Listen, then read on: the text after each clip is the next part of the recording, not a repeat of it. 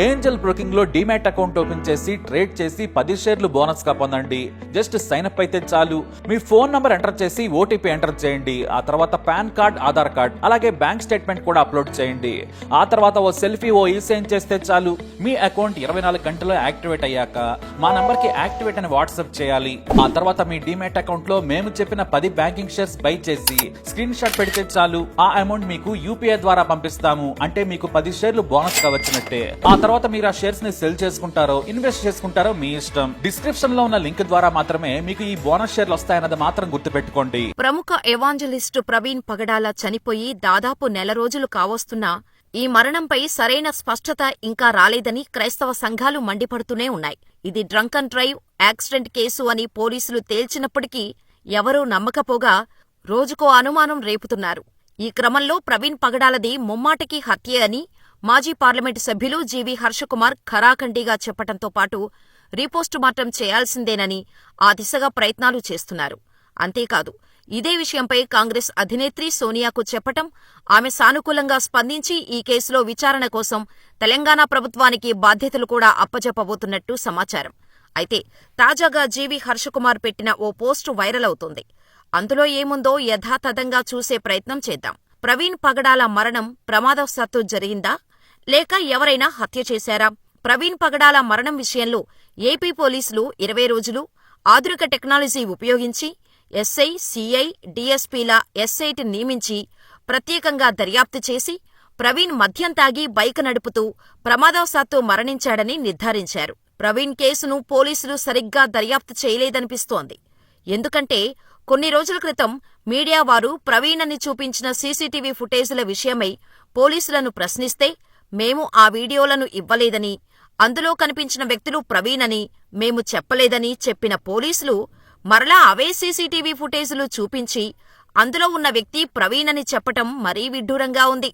ఈ నేపథ్యంలో పోలీసువారు దర్యాప్తు చేసి చెప్పిన విషయాలలో నాకొచ్చిన సందేహాలు, ప్రశ్నలు, అనుమానాలు, నేను గమనించిన కొన్ని విషయాలు మీ దృష్టికి తీసుకుని వస్తున్నాను. మీరు కూడా ఆలోచించాలని మనవి చేస్తున్నాను. ఈ విషయాలు కొంచెం పెద్దగా రాశాను. ఓపికతో చదవండి, అనేక మందికి పంపండి. ఎక్కడైనా ఒక వ్యక్తి అనుమానాస్పదంగా మరణిస్తే అతడు ఎలా మరణించాడో చుట్టుపక్కల ఉన్న ఆనవాళ్లను బట్టి అతడు ప్రమాదవశాత్తు మరణించాడా లేక ఎవరైనా హత్య చేశారా అనేది నిర్ధారించవచ్చు. అలా చెప్పటానికి మనం ఐపీఎస్ చదవనవసరం లేదు. ఇంగిత జ్ఞానం ఉంటే చాలు. ఎందుకంటే ఈ మధ్య ఐపీఎస్ చదివినవారు కూడా పచ్చి అబద్ధాలు చెబుతున్నారు. ప్రవీణ్ నిజంగా ప్రమాదవశాత్తు మరణిస్తే అందరూ నమ్ముతారు, ఒప్పుకుంటారు. నేను కూడా మొదట ప్రవీణ్ ప్రమాదవశాత్తు మరణించాడేమో అని అనుకున్నా కాని అక్కడ అలా జరిగినట్టుగా ఆనవాళ్లు లేనేలేవు. మరి ఎలా నమ్ముతాం? ఎలా చెబుతారు? అందుకే క్రైస్తవులందరూ నమ్మటం లేదు. ప్రవీణ్ ఒకవేళ ప్రమాదవశాత్తుగా మరణిస్తే సాధారణంగా జరిగే విషయాలు ఏమంటే, 1 బైకు దెబ్బతింటుంది, 2 చేతులకి, కాళ్లకు, భుజాలకు గాయాలవుతాయి. కాని బైకు డ్యామేజ్ కాలేదు. ప్రవీణ్ కాళ్లకు, చేతులకు, భుజాలకు గాయాలు లేవు. 3 ఇక్కడ నాకొచ్చిన మరొక సందేహమేంటంటే, పోలీసులు చెబుతున్నట్టుగా ప్రవీణ్ ప్రమాదవశాత్తు మరణిస్తే అతని బ్యాంకు ఖాతాలు ఎందుకు సీజ్ చేశారు? అతని ల్యాప్టాప్, ఐప్యాడ్ ఎందుకు తీసుకుపోయారు? ప్రవీణ్ పగడాలది ప్రమాదవశాత్తు మరణం కాదు, హత్య అని నిర్ధారించటానికి అక్కడ ఉన్న ఆనవాళ్లు: 1 ప్రవీణ్ వేసుకున్న టీషర్టు మీద కాలితో బలంగా తన్నినట్టుగా, తొక్కినట్టుగా అడుగు ఉంది. ప్రమాదవశాత్తుగా మరణిస్తే అదెలా ఉంటుంది? అది ప్రవీణ్ను ఎవరో బలంగా గట్టిగా తన్నారు, తొక్కారు అని తెలియచేస్తోంది. 2 ప్రవీణ్ తలకు హెల్మెట్ ఉన్నప్పటికీ తలపైన 18 బలమైన గాయాలు ఉన్నాయి.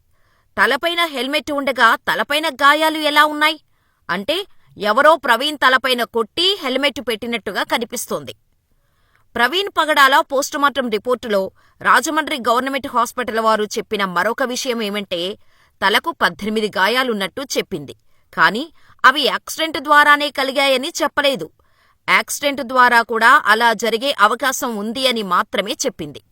తలకు మాత్రమే గాయాలు కలిగాయంటే ప్రవీణ్ బైకు మీద నుండి పడిపోయేటప్పుడు తలకు మాత్రమే గాయాలు కావాలని పారాచూట్ వలె చేతులు పైకి చాపి తల నేలకు తగిలేటట్టు చేసుకున్నాడా?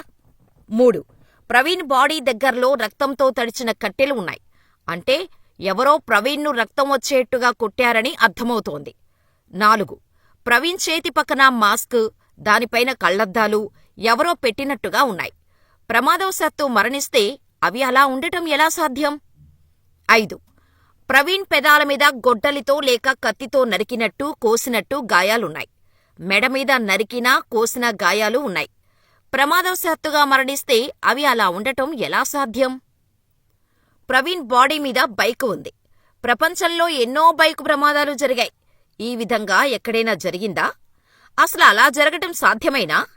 దాదాపు 70 కిలోమీటర్ల వేగంతో వెళ్తున్న బైకుకు ప్రమాదం జరిగితే మనిషి ఎగిరి ముందుకు పడిపోతాడు తప్ప దాదాపు 200 కిలోలు బరువున్న బైక్ క్రికెట్ బాలు వలె పైకి ఎగిరి మనిషి మీద పడిపోదు. పోలీసులు వీటిని పరిగణలోకి తీసుకోకుండా, పట్టించుకోకుండా, డాగ్ స్క్వాడ్ను వాడకుండా ప్రవీణ్ మద్యం సేవించి బైకు నడుపుతూ ప్రమాదవశాత్తు మరణించాడని చెబితే నమ్మడానికి ప్రజలు చెవుల్లో క్యాలీఫ్లవర్ పెట్టుకోలేదు. ప్రవీణ్ తాగి బైకు నడిపారా? 1.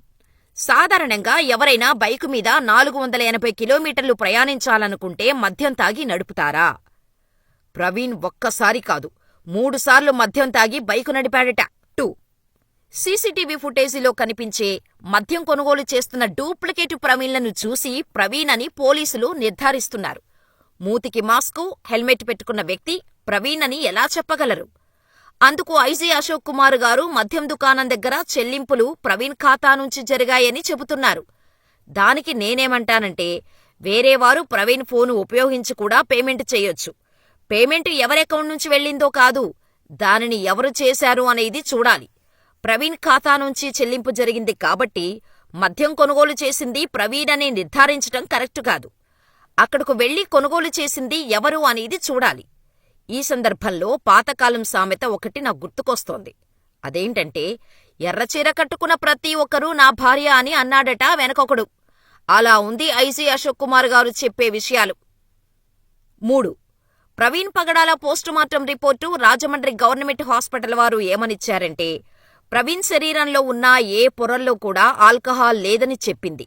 కానీ ఉందని ఇస్తున్నాము అన్నట్టుగా ఇచ్చారు. ఫోరెన్సిక్ రిపోర్టులో ఆల్కహాల్ తాగినట్టు ఉందని చెప్పిన ఐజీ అశోక్ కుమార్ గారు రిపోర్టు చూపించటం లేదు. ఇంకొక విషయమేంటంటే, ప్రవీణ్ వేసుకున్న టీషర్టు మీద కాలితో తొక్కినట్టుగా, తన్నినట్టుగా అడుగు ఉంది. కానీ ఆ విషయంలో అది ఎవరిదో, ఎందుకు ఉందో ఫోరెన్సిక్ రిపోర్టు ఏమని వచ్చిందో చెప్పటం లేదు. 4.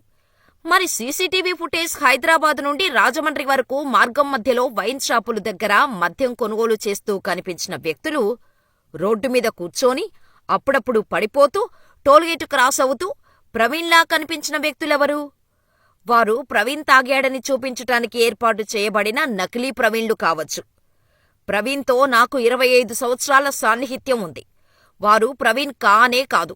ఎందుకంటే వారిలో ఎల్బీనగర్ దగ్గర మద్యం కొన్నవాడికి గడ్డం ఉంది, ప్రవీణ్కు గడ్డం ఉండదు. బైక్ ఆపి రోడ్డు మీద కూడా కూర్చున్నవాడు బ్లూ జీన్స్ పాయింట్ వేసుకున్నాడు. కానీ ప్రవీణ్ బ్లాక్ జీన్స్ పాయింట్ వేసుకున్నాడు. వారిలో రోడ్డు మీద పడిపోయినవాడు తెల్ల బనియన్ వేసుకున్నాడు. ప్రవీణ్ రెడ్డుతో ఉన్న బ్లాక్ బనియన్ వేసుకున్నాడు. టోల్గేటు దాటుతూ కనిపించినవాడు ఎత్తుగా పెద్ద పొట్ట ఉంది. కాని ప్రవీణ్ అలా ఉండడు. ప్రవీణ్ పగడాల మరణ రహస్యం వేడాలంటే పోలీసులు 2 విషయాలు పరిశీలించాలి. 1. హైదరాబాద్ నాగోల్ ఎల్బీనగర్ దగ్గర ఒక మద్యం షాపు వద్ద ప్రవీణ్ లాంటి వ్యక్తి లోపలికి వెళ్తుండగా అప్పటివరకు క్యాష్ కౌంటర్ యజమాని దగ్గర కూర్చున్న ఒక వ్యక్తి అతన్ని చూసి బయటకు రావటం, అతన్ని ఫోటో తీయటం జరిగింది. ఆ షాపు యొక్క యజమానిని పక్కన కూర్చున్న వ్యక్తి ఎవరు? అతన్ని పిలిపించమని లోపలికి వచ్చిన వ్యక్తి ఎవరు? అతన్నెందుకు ఫోటో తీశావని విచారిస్తే తెలుస్తుంది కదా అసలు విషయం. 2. ప్రవీణ్ డెడ్ బాడీ ఉన్న స్థలానికి ఎదురుగా నాయరా పెట్రోల్ పంపు ఉంది. దాని దగ్గర 3 సీసీటీవీ ఫుటేజీలు ఉన్నాయట.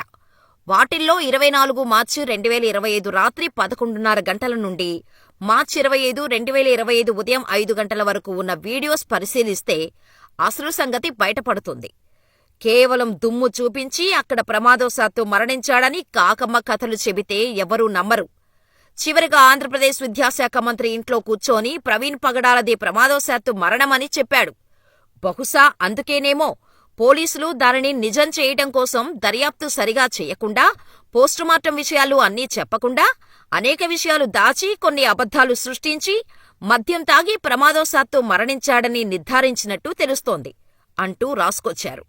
ఏది ఏమైనా ఈ వ్యవహారం ఇప్పట్లో ముగిసేలా కనిపించటం లేదు. మరి పోలీసులు చెప్పినట్టు ఇది యాక్సిడెంటా? లేక అందరూ అనుమానించినట్టు హత్య? మీ అభిప్రాయమేంటో మాకు కామెంట్ చేయండి.